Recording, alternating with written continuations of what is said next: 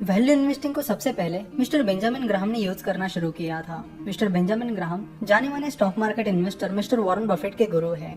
Mister Benjamin Graham ने 2 books लिखी हैं, इंटेलिजेंट इन्वेस्टर और सिक्योरिटी एनालिसिस, और इन दोनों बुक्स में उन्होंने वैल्यू इन्वेस्टिंग के बारे में काफी बातें की है।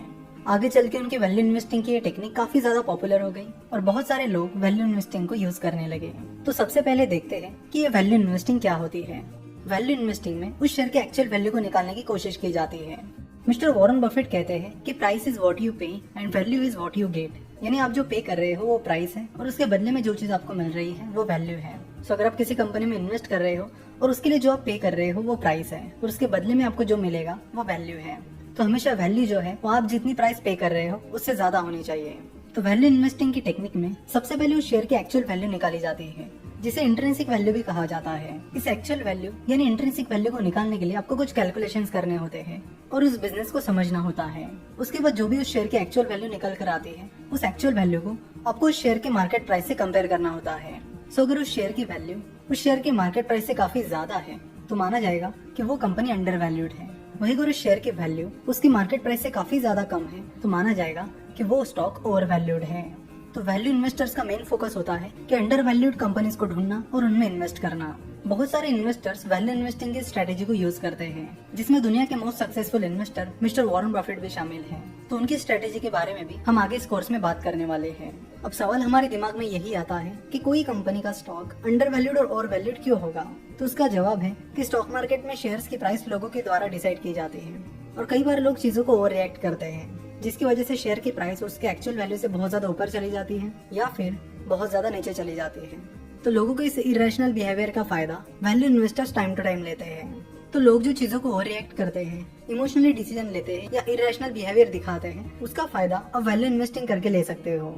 जैसे कि 2008 की फाइनेंशियल क्राइसिस में कई सारी अच्छी कंपनीज के स्टॉक्स भी बहुत नीचे गिर गए थे।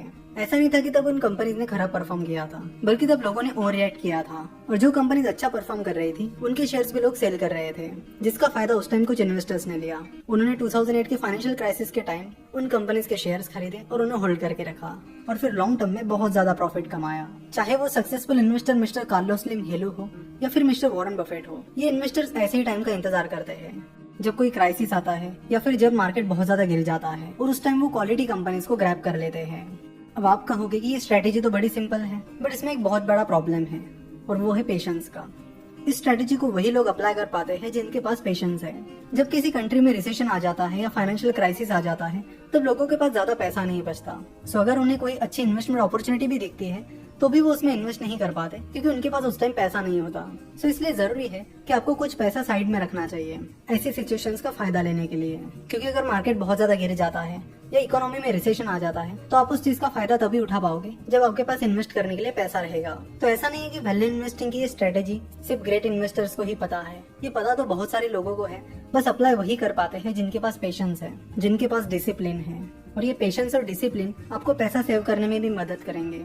अब ज्यादातर लोगों की प्रॉब्लम ये है कि जब वो बहुत सारा पैसा सेव कर लेते हैं तब उन्हें लगता है कि उन्हें तुरंत के तुरंत उन पैसों को इन्वेस्ट करना चाहिए, इसलिए वो तुरंत कंपनी ढूंढने लगते हैं और अपने पैसों को इन्वेस्ट करने लगते हैं और इस तरह अपनी जितनी भी सेविंग है उतनी पूरी इन्वेस्ट कर देते हैं। सो अगर उनके इन्वेस्टमेंट के बाद अगर रिसेशन आता है या मार्केट बहुत ज्यादा गिर जाता है तो उस टाइम के लिए उनके पास कोई पैसा नहीं रहता है ताकि वो अच्छे फंडामेंटल वाले अंडर वैल्यूड कंपनीज में इन्वेस्ट कर सके। तो हमेशा कुछ पैसा साइड में रखिए ताकि आप ऐसे टाइम अच्छी फंडामेंटल वाली अंडर वैल्यूड कंपनीज में इन्वेस्ट कर सको। तो वैल्यू इन्वेस्टिंग में मेन सवाल यही है कि कंपनी की एक्चुअल वैल्यू कैसे ढूंढे और साथ ही अंडर वैल्यूड कंपनीज को कैसे ढूंढा जाए। तो उसके लिए अलग अलग मेथड्स हैं।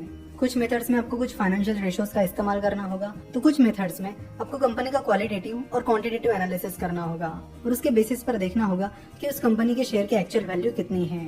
तो वैल्यूएशन निकालने के बहुत से अलग अलग तरीके हैं जिन्हें आने वाले एपिसोड्स में हम कवर करने वाले हैं।